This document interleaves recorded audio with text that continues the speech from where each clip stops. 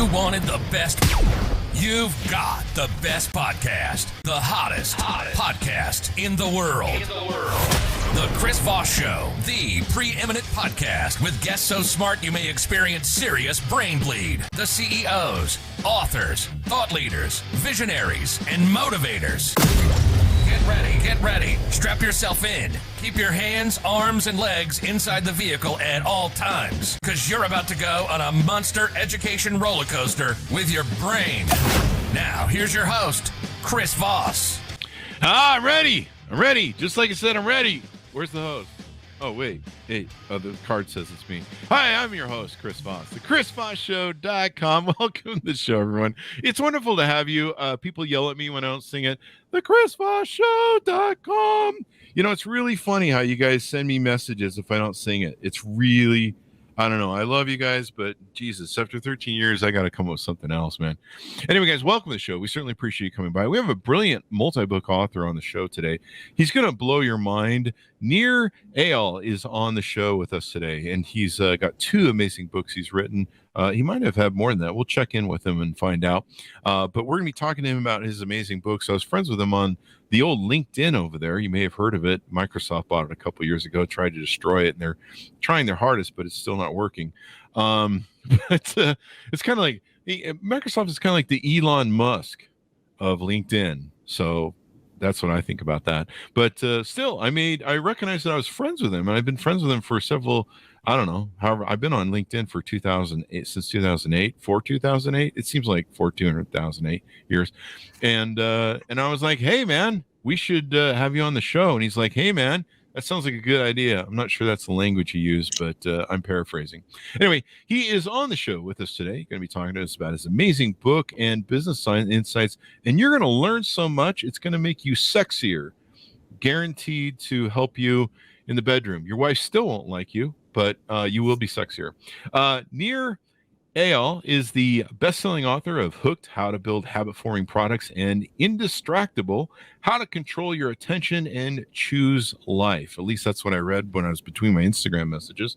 He is taught at the Stanford Graduate School of Business and Hasso-Plattner Institute of Design. I may get yelled at for that one.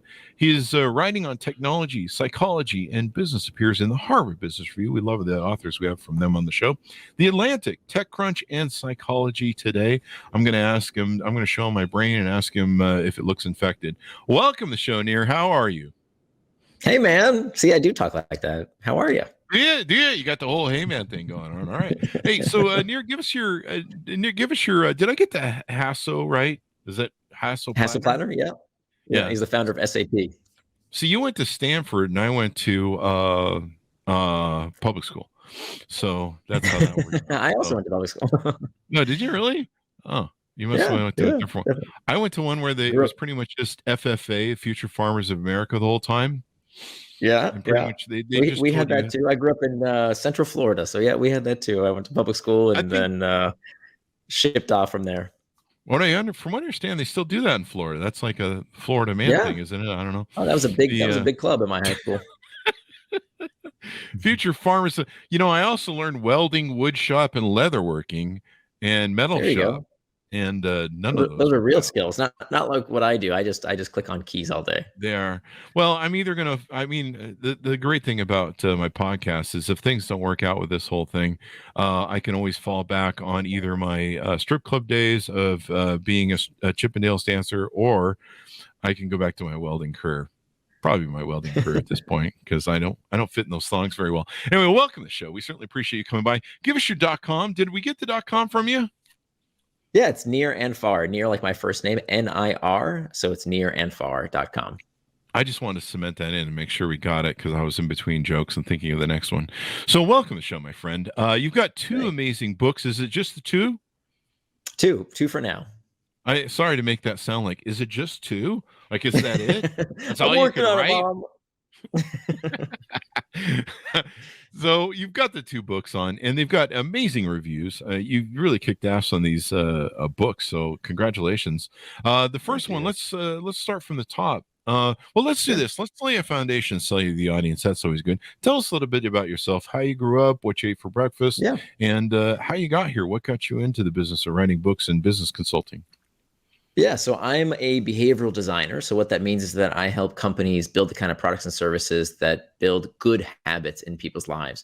So I work in healthcare to help people make sure they take their medicine or use a medical device. I work in education to help people learn new languages or learn online, for example. I work with financial services companies to help people make a habit out of saving money. So anywhere where you need a repeat behavior, those are the kind of businesses that are my clients. And my research in the field has extended back to over a decade now, looking at the deeper psychology of why we get hooked and how we can use the same psychology that Twitter and Facebook and Instagram and WhatsApp and Slack, all these companies use to get us hooked to their products, sometimes for frivolous reasons, right? Sometimes just for entertainment. But how can we use that same exact psychology for good? How can we use it to help people learn a new language or get fit or live healthier lives through the products and services we use? So that was my first book, is Hooked: How to Build Habit-Forming Products. That's what I still do professionally. Most of my time is speaking, consulting, and teaching around that topic.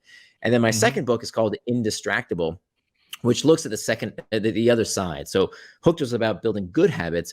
Indistractable is how to break bad habits. Now, it's not the same habits, right? We can have good habits that get us to the gym and help us eat right, et cetera. But then we also have these bad habits that we want to know how to break around, spending too much time on social media or watching too much TV or whatever the case might be. So I want to look at both sides of the equation, how to build good habits with the products we use, and then how to break those bad habits that can lead us towards distraction. What were you saying? I was looking at my phone. No, I'm just kidding. Indistractable is the title of the book. How to control your attention and choose your life.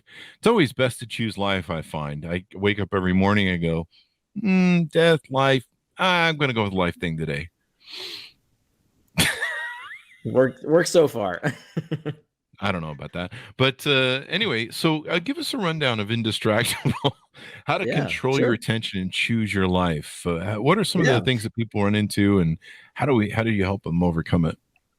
Sure. I mean, I think there's a real bifurcation today going on, that there's a division between the kind of people who let their time and attention be controlled by others, right? As you said, they're not choosing their life. They're letting other people choose their life for them based on the media they consume, what they do with their time, whether they're able to focus on the values and priorities that are important to them.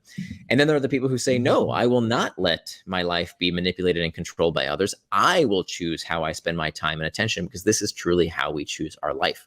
So those type of people are people who I call indistractable. Now, indistractable doesn't mean you never get distracted. I wrote the book and I still get distracted from time to time. What it means is that you're the kind of person who knows why they got distracted and they can do something about it in the future. So Paulo Coelho had a wonderful quote. He said, "A mistake repeated more than once is a decision." A mistake repeated more than once is a decision. So, okay, let's say you get distracted once. Damn you, social media, Mark Zuckerberg, you make these products so good, we want to use them all the time. Okay, he got you once. Are you going to let him keep getting you again and again and again and again? Or are you going to stand up and say, no, I know why I got distracted. I'm going to take actions today to prevent getting distracted tomorrow. So Indistractable is not just about the tech distractions. It's about all the distractions we see in our world today. It's, the television, it's our kids can be a distraction. Work can be a distraction. All kinds of things can be a distraction if it's not what you said you were going to do with your time and attention. There you go. So, national bestseller, winner of outstanding works, multiple awards for this. What do you is social media like the biggest problem of distraction these days? Definitely not. In fact, well, it depends on the context. So when we did surveys of what's the biggest distraction in the workplace, the number one distraction was not email, it wasn't Slack, it wasn't any kind of technology, it wasn't phones, it was other people. That was the number one source of distraction in the American workplace. It's your boss coming by your desk while you're working on a big project saying, hey, can I have that TPS report? Or your friend saying, hey, you want to hear some office gossip? That turned out to be the number one source of distraction at work. At home, there's all kinds of other distractions, right? Today, now that many people are working at home post-pandemic, the number one source of distraction tends to be their kids, right? Yeah. We love them to death. But they can also be a huge source of distraction if you haven't found ways to deal with what we call these external triggers in our environment. But here's the interesting thing. If you look past the tools we're using, okay, it's silly to just look at the tool, because remember, distraction has been with us for at least the past 2,500 years. Plato, the Greek philosopher, talked about distraction 2,500 years ago, and he complained about how distracting the world was back then. So it can't be caused by social media, right? It's been around way too long for it to be caused by. People have always been distracted. So we have to look deeper than just what tools are we using and realize that the number one source of distraction, and studies have found this, that the number one source of distraction, in fact, 90% of the distractions that come from our phone don't originate from the phone. Think about this. 10%, this is what studies have found, 10% of the distractions that come from our phone are from the pings, dings, and rings. The other 90% of the distractions that come from our phone start from within us. What are these called? These are called internal triggers: boredom, loneliness, fatigue, uncertainty, stress, anxiety. This was the big revelation for me, is that it's not the tool. Okay. It's not the thing outside of us. It's these uncomfortable sensations, these icky, sticky feelings that we don't want to deal with. This is why we look for distraction. Here's the thing. Doesn't matter if it's too much news, too much booze, too much football, too much Facebook. You will always find a distraction if you don't first deal and process those uncomfortable sensations. You know, that was one of the jokes I had, that drinking and booze is one of them, because, you know, then you start text messaging all sorts of stuff, and you wake up the next morning going, I didn't mean to send that DM to my mom. On Snapchat, I don't know. There's the joke. You can figure it out. You know, what about one of the big problems I see with addiction and social media addiction? Because you know, you and me, well, I don't know about you. You're much younger than me, I think. But I grew up in the age where, you know, you didn't, if you wanted to walk around with a phone, you had to carry the rotary with you, and it didn't work because it was unplugged. But, you know, I grew up in the age where you met people, talked to them, you know, called them and stuff. And so it's still weird to me when I see people walking around like this, just like, and they never look up. You're like, I don't know how you've not wandered into traffic with the way you're going. It still bugs me when I go to, I'll go out to eat, and I'll see like a whole family of, like, you know, 4 kids and 2 parents. And like every single one of them is like this. It's like robotic. And one thing I see that's really big is validation online, a lot of women needing validation. Most of the apps have turned into these dating apps or validation apps, where it's like, look at me, tell me how beautiful I am. There seems to be an addiction to that. I don't know. Am I wrong? Well, I think some people can get addicted to technology and social media. Some people can get addicted to all sorts of things, right? But certainly not everyone who uses these things are addicted, not even close, right? Not everyone who has a glass of wine with dinner is an alcoholic. Not everyone who has sex from time to time is a sex addict, right? So it turns out that about 3 to 5% of the population is addicted to one thing or another. So that means that there's a 95% chance that's not you. So for the vast majority of people, we're not addicted, we are distracted. But of course, we don't want to use that language, right? We want to think that we're puppets on a string. We like to believe that this is something that's out of our control. Why? Why would we like to think we're out of control? Because then there's no responsibility, right? If Zuckerberg is doing it to me, well, nothing I can do. We're all addicted, right? And even if you're not thinking this consciously, subconsciously, you see these kind of behaviors. Well, people say, oh, you know, it's hijacking my brain. BS. Hijacking is what they did to us on 9/11. Hijacking is not Candy Crush, for God's sakes. Get a grip, okay? We need to stop using this language that disempowers us. And this is my big beef with, I think, tech critics. Like, I don't know if you saw the movie, the Social Dilemma movie. That Social Dilemma could have been that movie could have been produced by the tech companies, because that accomplished their goal. If their goal is to get you to keep using these devices more than you'd like, the best thing you can tell people, the best lie, is that it's hijacking their brains and there's nothing they can do about it. So I'm here to tell people that, yeah, there are negative repercussions to overuse of everything. Watch too much TV. Heck, listen to too much Chris Voss podcast. Right? Yeah, do that. That's a good addiction. It's a healthy addiction. That's a good addiction, right? That's fine. Do that. But anything you overconsume is going to have negative repercussions. So the problem is, here's what's interesting too, is that there have been studies that showed that there is no connection between depressive symptoms and the amount of hours spent online, but there is a connection between depressive symptoms and whether you think spending time online is bad for you. Think about that for a minute. The perception, the moralizing, the guilt that, oh my God, I'm spending too much time online, that's bad for you, can actually be worse for you than the time online. Okay. There's nothing wrong with spending time on social media. There's nothing wrong with watching Netflix. There's nothing wrong with any of these things. We need to stop moralizing and medicalizing these behaviors. Rather, we need to say, look, anything in excess has negative repercussions. How can I get the best out of these tools without letting them get the best of me? And that's what becoming indistractable is all about. It's about empowering yourself, not to be some professor that says, oh, stop using social media, stop using email. Thanks, stupid. My job relies on those things, right? I can't just stop using email, right? I'll get fired. Yeah. So instead of saying, let's cut it out of our lives, we have to figure out how do we use it in a way that serves us as opposed to us serving the tech companies. And these tech companies, they really play on our emotions, as you said. The emotions, they for a long time, I think they're trying to dial it back, but for a long time they played on your emotional stuff. So they would, hit you with some news or some posts that somebody made that was really emotional and would enrage you maybe or trigger you, and they would make sure that those posts were shared actively, and it was real gamification of your emotions. Yeah, all media does that. Mm-hmm. All media. I guess that's true. Right? With When LinkBait you and watch everything Fox else. News or CNN or the New York Times or whatever, or a podcast, it has to play on your emotions. Look, I went to journalism school as an undergrad, and the first rule of journalism is if it bleeds, it leads. That's true. That's what journalism is all about. Yeah. If it bleeds, it leads. Yeah. It doesn't matter if the news they're giving you has any impact whatsoever on your life. They don't care. Mm-hmm. Fox News will never tell you you've had enough. Please go have a life. Okay. They will tell you stories of people suffering 5,000 miles away so that you can take your mind off of your problems at home. That's what they do. Okay. All media, not just social media, all media, folks. Does anybody not know that the media business sells your eyeballs? That's what they do. They sell it to advertisers. Wake up. That's always been their business model. Now, that doesn't mean it's a bad thing. It's fine. I'm very happy to have access to the news, which most of it, by the way, I can get for free. It's a miraculous age we live in that I can get access to that stuff. So just because they're playing on our emotions doesn't mean it's a bad thing. That's their job. We want them to tell us stories. That's why we tune in. The question is, what are we going to do about it? We need to stop blaming and shaming and start claiming responsibility for how we use these products. That's true. Is half the battle recognizing that?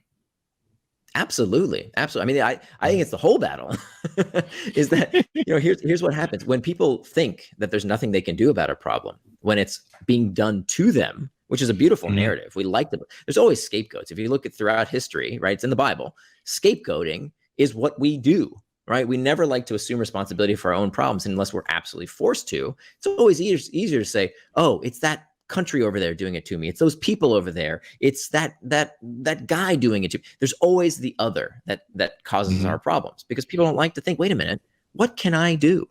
Right? That's a very uncomfortable question, because now I have to change my life and do something different. And it's much easier to incite people and to make money on selling fear. Much easier than when you sell positivity and personal responsibility. Well, now it sounds like you're selling something, as opposed to if you're selling fear, you're trying to protect people. But the truth of the matter is that most of our problems can be solved by us. We need to claim responsibility for the things we do and don't do in our life. What, you want me to be self-accountable? What kind of thing is this? I'm going to go watch TV. Yeah, write that down, Gen Zers. Recognizing that, I think recognizing what's being gamed against you. Yeah, I always love in the news, they do those promos where they put the fear of God into you. Like, did you know that hangnails can cause cancer? And if you don't watch at 11, you'll die by 12.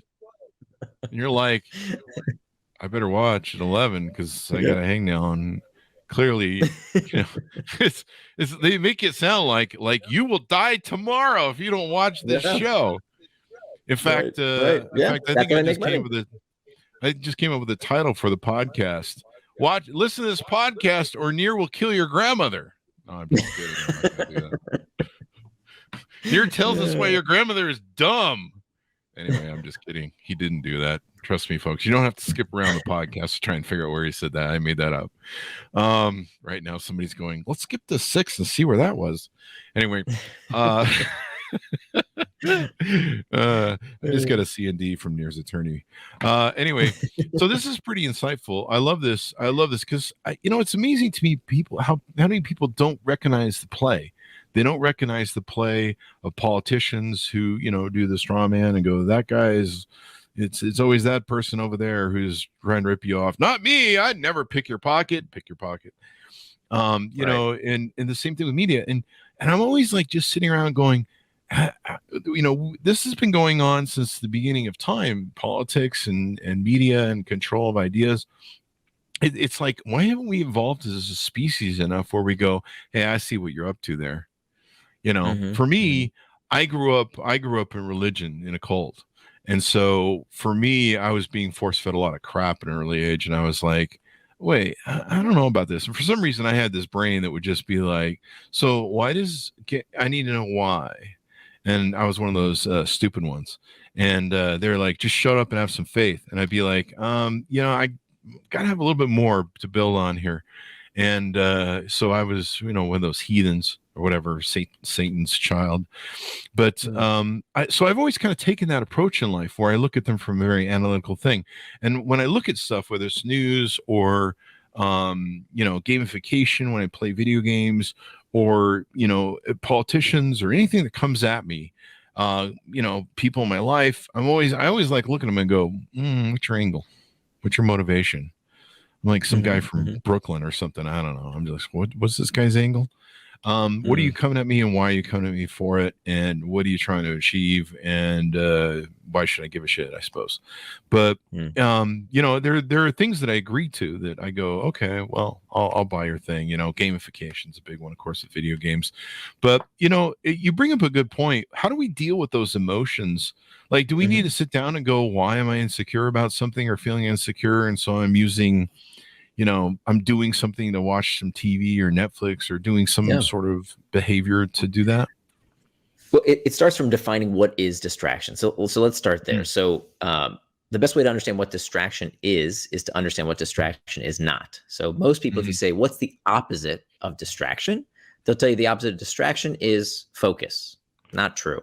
The opposite of distraction is not focus. The opposite of distraction is traction. It's right there in the word traction and distraction. Both words come from the same Latin root, trahare, which means to pull, and they both end in the same 6 letters, ACTION, that spells action.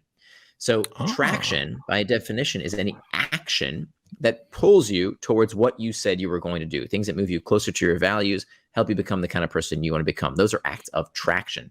The opposite of traction is distraction. Distraction is any action that pulls you further away from what you said you were going to do, further away from your goals, further away from living out your values.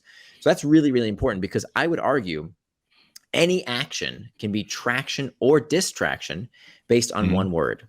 And that one word is forethought. Okay. The time you plan to waste is not wasted time, as Dorothy Parker said. So if you want to play video games, do it. There's nothing wrong with playing video games.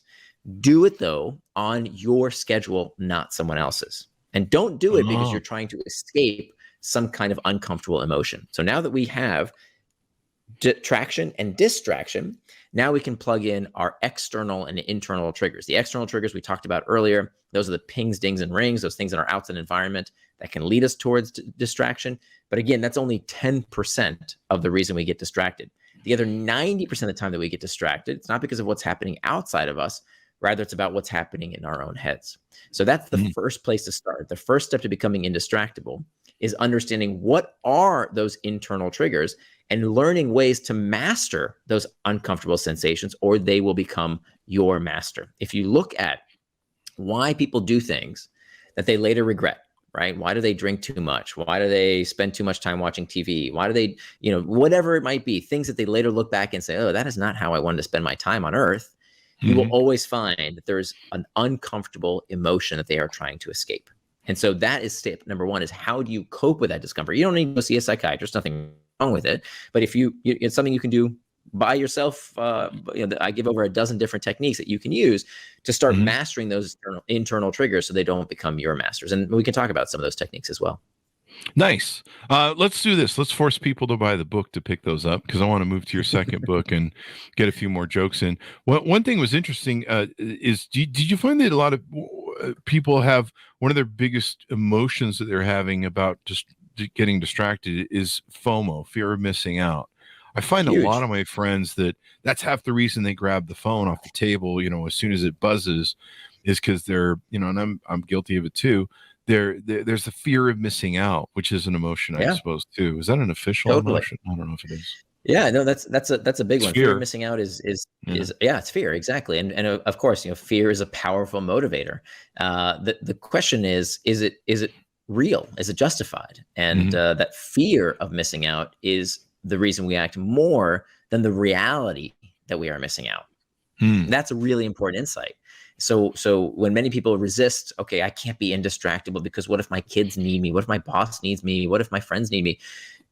It's more often than not, I'm talking 99% of the time, it's a fear versus a reality. Guess what? Your kids can wait a little while so that you can finish that big project. Your boss can hang on for 15 minutes so that you can finish that priority. You can go to the gym real quick. Nothing's going to happen if you do the things you say you're going to do. In that time, the world's not going to fall apart. But people have the fear they might miss out, that somebody might need them. And in reality, it's an excuse. At the end of the day, it's a feeling, and feelings can be managed.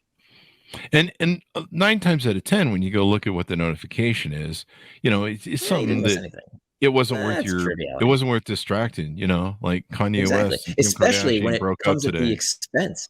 The cost of this is the time you could have spent doing the things you really want to do. Exactly. Right? Like you said, I see people in restaurants all the time with their family having a beautiful family dinner, and all the kids are on their devices. Right? Like, well, why did you go to dinner or just spend time with your family if everybody's on their phones? Right? So that's why are you sitting there? You could all just be home looking at your own screen. And I'm not judging anybody, right? Like, if you want to live your life the way you want to live your life, do it, right? I'm not going to tell you what your values should be. What I want to do is to help people live out the values they set for themselves. Okay. So if you say exercise is important to me, great. If you become indistractable, you're going to go exercise. If you say family time is important to me, great. I'm going to help you spend time with your family 100% and really be there for them. If you say work is super important, I really need to work on my business. Absolutely. I'm going to help you do that without getting distracted by all those stupid trivialities that take you off track. Because, Chris, the problem today is not that we don't know what to do. We all know what to do. Right? We don't need to listen to some guru to tell us how to lose weight. We know how to lose weight. You eat right, you exercise. There's no secret to it. We don't need to listen to some business guru to tell us how to be better at work. You know how to be better at work? Do the freaking work, especially the hard stuff that other people don't want to do. That's how you get relationship advice. You want to know how to have a better relationship? Be fully present with people. They're not. Stop looking at your phone. Exactly. If you don't know how to do something, Google it. Everything you want to know is right there on Google. Just Google it. The problem is not that we don't know what to do. The problem, Chris, is that we don't know how to stop getting in our own way. That's the problem. We don't know how to stop getting distracted. And so that's exactly what becoming indistractable helps you overcome. I'm going to put that in my phone. Hang on 1 second. No, I'm just kidding. But no, that's brilliant. I love how you've defined this foresight. It sounds like what you need to do is you need to sit down and make a plan. Is that right? You sit down and make a plan and go, okay, how am I going to start responding to these phone messages?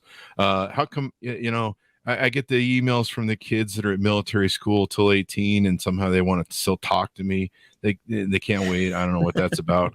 How do I deal with news? How do I deal with politicians, trying to fire me up?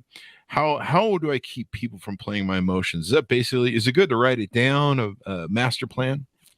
That's part of it. It's about knowing what tools you'll have in your toolkit when you feel these emotions. Okay. And what I found in my study of indistractable people, when you look at high performers in every industry, whether it's top athletes, whether it's people in business, whether it's artists, whatever the case might be, people that are high performers, they actually feel the same internal triggers everyone else does. They also feel lonely and bored and sad and stressed and anxious. They feel the same emotions, but they respond to them differently.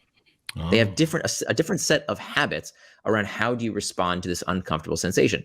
What many people do, distractible people, when they feel that discomfort, they immediately look for escape. I can't deal with this boredom. I can't deal with this stress. I can't deal with whatever anxiety I'm feeling. Let me go escape it with something, whether it's too much news, booze, Facebook, football, whatever. They're going to find something to escape it into. High performers don't do that. High performers leverage that discomfort. They use the insecurity, the stress, the anxiety as rocket fuel to propel them towards traction, right? This is why you hear so many people who have really tough upbringings and they're incredibly motivated, they're incredibly productive because they have something to prove, right? They use that discomfort like rocket fuel towards traction rather than trying to escape it with distraction. And so that's what we see with these high performers. So the good news is anyone can learn those habits. So what you do in response to those uncomfortable sensations, this is a really important point. People think you can control your emotions. You can control your urges. You cannot. You cannot control your urges, okay? What you can control is how you will respond to those urges. So it's like the urge to sneeze. If you feel the urge to sneeze, it's too late. You've already felt the urge to sneeze. You don't control the urge to sneeze. Just like if you control the urge to eat that piece of chocolate cake if you're on a diet or scroll your cell phone or whatever the case might be, if you feel the urge, that is not in your control. Don't try and claim don't try and get control over it. What you can do is that you can claim responsibility for how you will respond to that sensation. So when you feel the urge to sneeze, are you going to sneeze all over everyone and get them sick? No, you take out a tissue and you cover your face. That's the responsible thing to do. So but it's better if you share, though. I'm just kidding. Exactly. They won't be very happy with that, but you can feel free to share. In that case, sharing is not caring. But whether it's your phone or a cigarette or a piece of chocolate cake, the idea is how you will respond to that sensation. So what I do is to teach you different techniques that you can use starting day one about how to respond to that discomfort in a healthier way. There you go. Because so here's the thing. If I can make one more quick point. Please. We know, in fact, that all human motivation, we used to think that human motivation was about pain and pleasure, right? The carrot and the stick. We now know that's not true. That neurologically speaking, everything we do is not about rewards and punishments, carrots and sticks. That is not true neurologically. In fact, when you look inside the brain through fMRI studies, we know that the human brain is motivated by one thing and one thing only. And that one thing is the desire to escape discomfort. That's it. The desire to escape discomfort. Even, get this, even the pursuit of pleasurable sensations, right? Even wanting to feel good, craving, lusting, desire, all these things are psychologically destabilizing. We know, there's that song, Love Hurts. And it's true that's exactly right. Craving something, desiring something is the propensity to want to feel good is itself uncomfortable. So what does that mean? That means, therefore, if all human behavior is spurred by a desire to escape discomfort, that means that time management is pain management. Money management is pain management. Weight management is pain management because all human behavior is spurred by a desire to escape discomfort. So once you realize that fact, it's incredibly empowering because it's just feelings. And once we can control those sensations, we can master our well-being. That explains my first 6 divorces. It might actually. To get away from pain. Yeah, there you go. Just a joke, people. There's only been 7. So Hooked, How to Build Habit-Forming Products. You guys can order up wherever that book's out. I just read the one I'm leading into. So we're going to talk about Hooked now. How to Build Habit-Forming Products. The prior thing I was trying to plug there was Indistractable. How to Control Your Attention and Choose Your Life. So let's talk about Hooked and your prior book. And tell us about this one and what motivated you to write it. Yeah. So my first book was about how do you use technology products primarily to change behavior for good, for healthy habits. So what I did was look at how do you break down the psychology of TikTok and Instagram and Slack and Snapchat and all these products that are so good at keeping us hooked. I wanted to figure out their secrets. And I wanted to steal those secrets so that the rest of us, so entrepreneurs, can use them for good to help people exercise more, save money, connect with loved ones, be more productive at work. And that's exactly what's happened. So Hooked is a how-to guide. Indistractable is for everyone, right? Anyone who finds themselves distracted. That's, everyone feels that these days. So you wrote a book on how to get companies to make products to distract you, and then you wrote a book for people to not get distracted. I see you're playing both sides here, aren't you?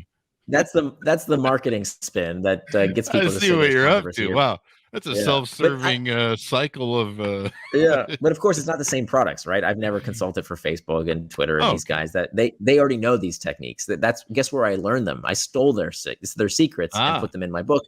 so that the rest of us can use these techniques for good. There you go. And I've never worked for the gaming companies or any of these guys. The idea here, they already know these techniques. The idea is how can we build businesses to help improve people's lives by building good habits? And the good news is we can have our cake and eat it too, right? We can be hooked to that exercise app and also become indistractable to not overwatch the news or other distractions in our life. There you go. There you go. Yeah, it's really important that we identify this stuff. It's really crazy how pretty much so we're so manipulated, and so many people buy into it.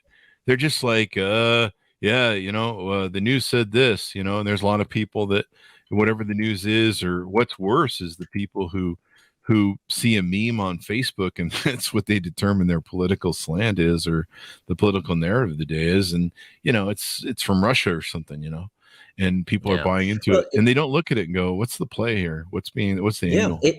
The good news is that we adapt, right? That human beings are, I think there's kind of this perception that we're all like idiots, that, not me, of course, right? I'm not the idiot. Everybody else is the idiot. It's everyone but you and me. And of course, that's not true, right? We've seen the enemy and it's us, right? We're the idiots, but we're also amazing.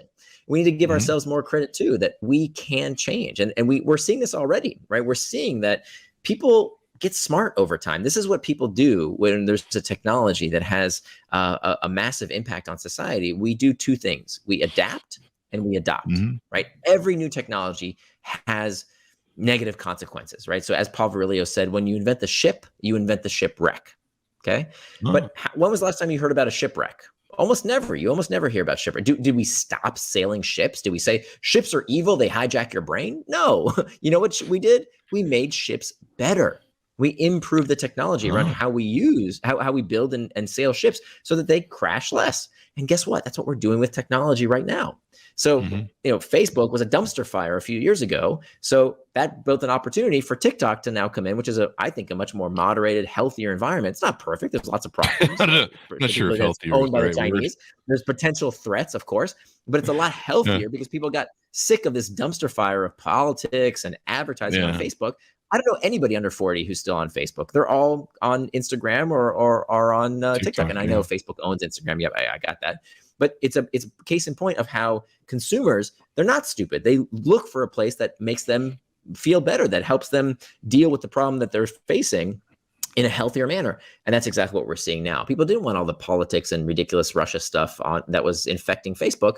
They didn't trust it anymore. And so they went to look for other places, which proves my point that you can't addict people to these problems. To these products. They're not mindless zombies. People will eventually, if you don't serve their needs, they're going to go somewhere else.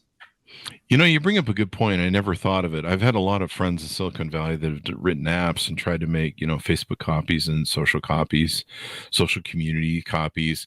Even I've been good at building communities, but I never really thought about how that it's the pleasure of emotion that people are searching for. They'll be really good at designing their product, and they're like, if you push this button, you go over here. And if you push this button, it goes over here. And it's like, yeah, but how do they feel during this whole thing? You really opened my mind up to that in the feeling aspect of it. Is it giving me that dopamine, reward hit? And, I mean, it's less about the dopamine stuff than it is is it solving my problem? Plain and simple, right? If you go to the grocery store and you look at the fruit section and half the produce is rotten, guess what? You're not going to buy it. And if a product doesn't make you feel the way you came to help, if it doesn't solve the problem the way you came and expected it to, then you're not going to use it. That's another thing. I've looked at some of their products. I'm like, what does this solve? Like in there, and it had gotten so kind of crazy. There was people made so many apps that it just became really nichey to make like an app. And you're like, hey, I've got a new app. And you're like, what is it? And it's like, I've got a Uber for mosquitoes. And you're like, I'm not sure that's going to work out because they're too small to carry wallets. And they can't get credit cards because everyone knows the mosquitoes have bad credit. They're horrible at paying their bills. Those bastards. those bastards, and giving you what is that disease they carry. Anyway, yeah, so this is really important. Is Hooked a good book for, I mean, I guess both parties, to see how people manipulate and companies can manipulate you, but also if you're a product builder, to see how to build good habit forming products? Yeah, so Hooked is written for people who are making products that they want to turn into a habit. And of course, that's very important for many businesses. Not all businesses. Many businesses can be profitable with a one-time transaction. But if you want your customers to return, if you want to build those healthy habits in your customer's life, then Hooked is written for you. Whereas Indistractable is for anyone who's struggling with distraction at work, at home. If you're not fulfilling your full potential, if you know you can do better, but for some reason you keep getting in your own way, then that's written for you. You need to do a third book, and it's between being hooked and Indistractable, what to do in the meantime when you're bored. And that way you will complete the whole circumference of the infinite loop you've created. But no, I love the idea. People need to realize this. Like, even when I play video games, I'll start like a new video game like Call of Duty or something, and I can see the matrix, and I go, okay, gamification. Okay, you're programming me to learn how to play the game properly and enjoy it, and you're giving me these little rewards up front, and then eventually those rewards start spacing out and become less, and I'm chasing them more, and I can see the whole game of it, and I buy into it, and it's cool. But a lot of people don't see that. They're just like, my friends will be like, well, I don't understand what is this crap going on. And I'm like, this is the gamification part. You're being trained. Trust me. Sure. It'll work. And you know what? We pay for the privilege, right? It's not that different from what movies do. When you go to see a movie, it's made to have that cliffhanger of what's going to happen at the end, right? It's what makes books fun. Sports. What do you think sports is all about? Sports is a slot machine, right? Why do we watch a ball bouncing around? It's because we like uncertainty. We want mystery. It's called variable reward. And so these type of products are not necessarily bad. It's about how we use them. We pay for the privilege to go to watch a sports match. We pay for video games. We pay for movies because they're fun. They're engaging. They're entertaining. There's nothing wrong with it, as long as we don't do them as a distraction. As long as we plan for, here is when I'm going to play video games. Here's when I'm going to check social media. Here's when I'm going to watch sports on TV, as opposed to using these tools as an analgesic, right? Using it as a way to relieve pain in my life and not have to deal with what's really happening in reality. There you go. I know a lot of friends that use gaming to tune out. I use it sometimes to tune out. I've been known to just go, I'm just going to game all day long. I just really don't care right now about anything. And just kind of, that's my little vacation day. I'll just, like on a Saturday, I'll just be like, fuck it. And I probably shouldn't do that. I mean, sometimes I get bored with it, and I'm just like, I'm not doing this anymore today. But it sometimes it's fun just to go do whatever you want for a day. But yeah, I like getting into this stuff because people need to realize the things that are out there. They need to create better habits because, like you say, the successful people, they've just learned to manage their emotions and learn how, it's always about how you respond, right? That's right. Yeah. And it's a learnable skill, just like any other. And again, there's nothing wrong with playing video games all day on a Saturday if that's what you want to do, right? In advance, not in the day. Don't wake up Saturday morning and say, oh, I'm going to game all day because I feel like crap. Plan that time, right? If you plan it on Friday and say, hey, you know what? I've got no obligations. I'm a grown adult. I can do whatever I want with my time. Enjoy it, right? It's your life. The problem is when you say, oh, my life sucks, I don't want to deal with my problems. Okay, I'm going to go escape in my cocoon.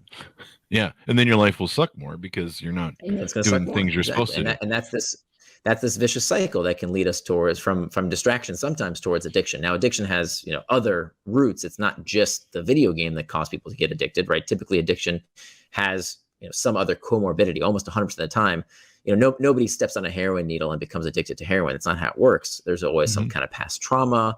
There's some inability to deal with the pain in their life. And they're using the drugs, the booze, the video games, the porn as an escape from reality. But that's, that many of us, even if we're not addicted, can use this as a distraction. So that's what we need to be very careful of. I use coffee to distract myself from reality. Yeah, that's a lot of coffee. Enough caffeine and you're fine. Anyway, this has been wonderfully insightful, Nir, to have you on the show. My pleasure. Anything more you want to touch on or tease out before we go? No, I appreciate it. Yeah, my website is nearandfar.com if you want to check out my writing. And the book, again, is Indistractable, How to Control Your Attention and Choose Your Life. And that's available at wherever books are sold. But if you go to my website, indistractable.com, there's actually an 80-page workbook that we couldn't fit into the final edition of the book. So it's a supplementary, completely complimentary workbook to get you started. Again, that's indistractable.com. It's spelled I-N, the word distract, A-B-L-E, indistractable.com. There you go, guys. I highly recommend it. He's got 1 million reviews on the Amazon. You definitely want to understand how to control your life better and manage your life better, because otherwise you just end up a zombie. A lot of people go through life and they just wake up one day, at 40 and go, what the hell have I been doing? It's like, what do they call that? A midlife crisis. So, you want to understand what's going on. You want to be able to watch media and everything that's coming at you and go, what's the angle? Why are they trying to do this? And, you just don't want to be someone who's just some zombie that they're just running around with meat going, which is, I don't know. I don't have a joke for that. So Nir, thank you very much for coming on the show. We really appreciate it. My pleasure. Thanks so much for having me. There you go. And we got your .coms. Guys, be sure to check it out. Order up the books wherever fine books are sold. Stay away those alleyways, because I got a tetanus shot I needed to have after going on one last weekend. The books are called Hooked, How to Build Habit-Forming Products. You can order it wherever fine books are sold, or go to, can you tell I always say that at the end of the show? Indistractable, How to Control Your Attention and Choose Your Life. You always want to choose life, people. That's always a good thing. Wake up every day and choose that life thing. I hear it's fun. You should try that. Anyway, I think we lost Nir. Thanks for tuning in. Be good to each other. Stay safe. And we'll see you guys next time.